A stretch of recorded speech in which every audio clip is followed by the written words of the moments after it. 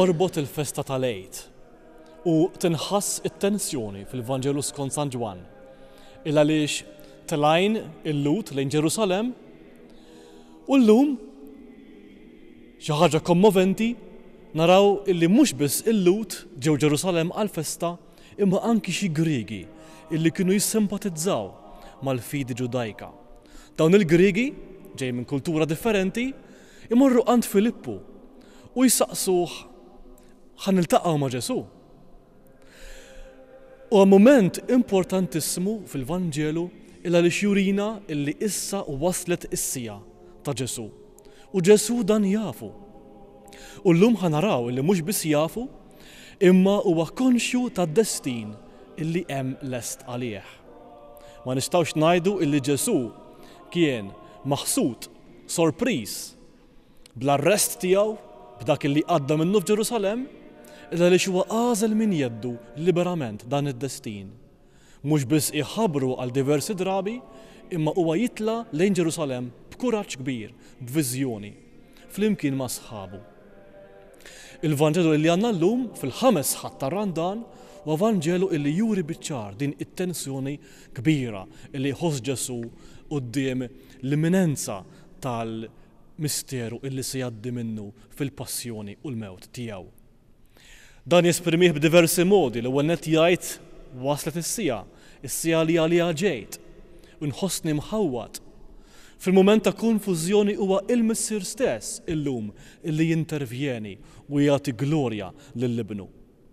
Ġesu jiddiskrivi il-mewt tiegħu b'mod b'eżempju meħud minn natura fejn jgħid jekk il-ħabba tal-qamħ ma taqax fl-art u tmut ma tħallix il-frott. U dik diġà turina il-fidi kbira u l-viżjoni kuraġġuża li kellu quddiem id-destin tiegħu. Għaliex il-mewt ma dispratux, imma hu stess ħa min jeddu dan l-episodju kruċjali f'ħajtu, propja il-mewt, u ittrasformah f'ħajja. Il-mewt ta' Kristu hija reali. Il-ħabba tal-qamħ tas-sew taqa' fl-art u tmut. Iżda minn dik il-mewt Kristu ħareġ rebieħ, ħareġ ħaj. Dan il-leħen ma ġiex għalija imma għalikom.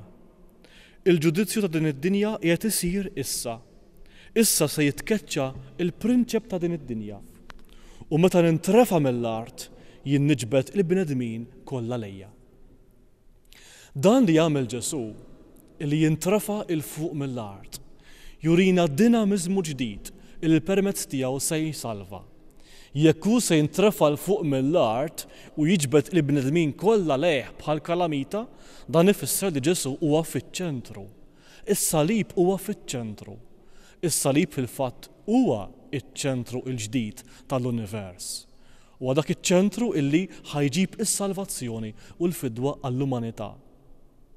Però jekk dan il-kliem għallek Ġesu qed jgħidu għalina, dan ifisser li llum fil-5 ħadd tar-Randan in-Nisrani irid jagħmel għażla. Biex Kristu jkun fiċ-ċentru, jiena rrid nisposta ruħi miċ-ċentru biex ikun hu fin-nofs. Jekk jiena qed inxekkel il-grazzja ta' Alla b'xi ħaġa, għandi bżonn nagħmel għażla. Għandi bżonn insejjaħ il-Ġesu biex jidħol fil-ħajja tiegħi u jkunu il-protagonist, is-Salvatur, l-uniku feddej. Ejjew flimkien ħuti nesperjenzaw din l-ansjetà illi għadda minna Ġesu lejliet il-passjoni tiegħu. Mument ta' ċelebrazzjoni, il-festa tal-Eid, illi ġib magħha memorja, iġib magħha ringrazzjament. Memorja għaliex hemm bżonn li wieħed jiftakar fl-ġubijiet il-kbar illi Alla għamel mal-poplu, ringrazzjament rat il-ħajr għaliex hija proprju fir-rat ta' ħajr illi l-bniedem jikber fid-dinjità.